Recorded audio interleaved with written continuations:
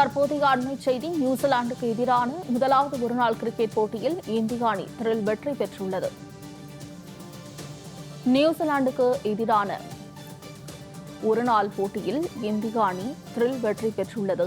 வதோதராவில் நடைபெற்ற முதல் போட்டியில் முதலில் ஆடிய நியூசிலாந்து 8 விக்கெட் இழப்புக்கு 300 ரன்கள் எடுத்துள்ளது. நியூசிலாந்துக்கு எதிரான ஒருநாள் போட்டியில் இந்திய அணி த்ரில் வெற்றி பெற்றுள்ளது. நியூசிலாந்துக்கு எதிரான முதலாவது ஒருநாள் கிரிக்கெட் போட்டியில் இந்திய அணி வெற்றி பெற்றுள்ளது.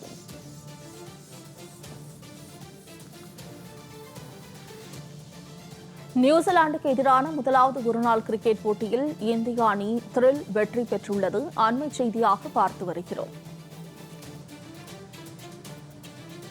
வதோதராவில் நடைபெற்ற முதல் போட்டியில் முதலில் ஆடிய நியூசிலாந்து 8 விக்கெட் இழப்புக்கு 300 ரன்கள் எடுத்தது. இந்திய அணி 49 ஓவரில் 306 ரன்கள் எடுத்து த்ரில் வெற்றி பெற்றுள்ளது. கூடுதல் விவரங்களை செய்தியாளர் முத்துக்குமார் வழங்க கேட்கலாம். முத்துக்குமார், நியூசிலாந்துக்கு எதிரான ஒருநாள் போட்டியில் இந்திய அணி வெற்றி பெற்றுள்ளது. கூடுதல் விவரங்கள். வணக்கம். வதோராவில் நடைபெற்ற நியூசிலாந்து அணிக்கு எதிரான முதல் ஒருநாள் போட்டியில இந்திய அணி 4 விக்கெட்டுகள் வித்தியாசத்தில் வெற்றி பெற்றிருக்கிறது. இந்தியாவில் சுற்றுப்பயணம் மேற்கொண்டுள்ள நியூசிலாந்து கிரிக்கெட் அணி 3 ஒருநாள் மற்றும் 5 போட்டிகள் கொண்ட T20 போட்டிகளில் பங்கேற்று விளையாடி வருகிறது. இந்த நிலையில முதல் ஒருநாள் போட்டி வதோராவில் இன்று மதியம் 1:30 மணிக்கு துவங்கியது. இந்த போட்டியில டாஸ் வென்ற இந்திய அணி முதலில் பந்து வீச்சை தேர்வு செய்தது. இதனை அடுத்து முதலில் களமிறங்கிய நியூசிலாந்து அணிக்கு துவக்க ஆட்டக்காரர்களாக டிவான் கான்வே மற்றும் ஹென்றி நிக்கோல்ஸ் களமிறங்கினர். இருவருமே அதிரடியாக விளையாடி அடுத்தடுத்து அரை சதம் விளாசி நல்ல ஒரு துவக்கத்தை அமைத்து தந்தனர். முதல் விக்கெட்டுக்கு 117 ரன்கள் பார்ட்னர்ஷிப் அமைத்த இந்த ஜோடி ஹர்ஷித் ராணா பந்து வீச்சில் டிவான் கான்வே 56 ரன்களுக்கும் ஹென்றி நிக்கோல்ஸ் 62 ரன்களுக்கும் ஆட்டமிழக்க அடுத்து வந்த வில்லியம் 12 ரன்களில் ஆட்டமிழந்தார். இதனைத் தொடர்ந்து களமிறங்கிய டெரில் மிச்சல் அதிரடியாகவும் நேர்த்தியாகவும் விளையாட மற்றொரு பக்கம் கிளென் பிலிப்ஸ் 12 ரன்களுக்கும் மெச்சில் ஹே 18 ரன்களுக்கும் கேப்டன் மிச்சல் பிரேஸ்வெல் 16 ரன்களுக்கும் ஆட்டமிழந்தார்.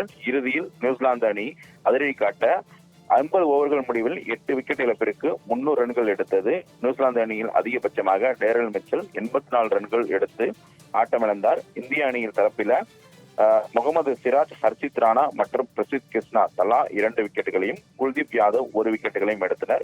பின்னர் 301 ரன்கள் எடுத்தால் வெற்றி என்ற இலக்குடன் களமிறங்கிய இந்திய அணிக்கு துவக்க ஆட்டக்காரராக ரோஹித் சர்மா மற்றும் சுப்மன் கில் களமிறங்கினர்.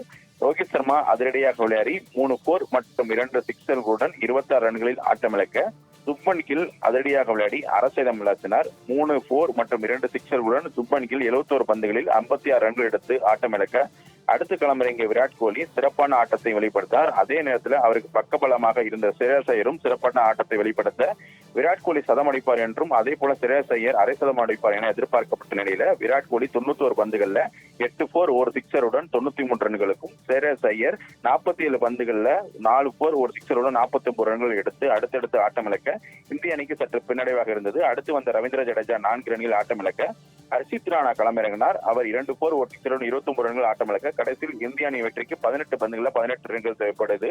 இறுதியில் இந்திய அணி 49வது ஓவர்ல ராகுலின் அடுத்தடுத்து 2 4 1 சிக்ஸருடன் அடிக்க இறுதியில் இந்திய அணி 49 ஓவர்கள்ல 6 விக்கெட் இழப்பிற்கு 306 ரன்கள் எடுத்து 4 விக்கெட்டுகள் வித்தியாசத்தில் அபார வெற்றி பெற்றது. KL ராகுல் 2 பவுண்டரி 1 சிக்ஸருடன் 29 ரன்களும், வாஷிங்டன் சுந்தர் 7 பந்துகள்ல 7 ரன்களுடன் ஆட்டமிழக்காமல் களத்தில் இருந்தனர். இதன் மூலம் இந்திய அணி 4 விக்கெட்டுகள் வித்தியாசத்தில் வெற்றி பெற்று 3 போட்டிகள் கொண்ட ஒருநாள் தொடரை 1-0 என்ற கணக்கில் முன்னிலை வகிக்கிறது. முத்துக்குமார், தகவல்களுக்கு நன்றி.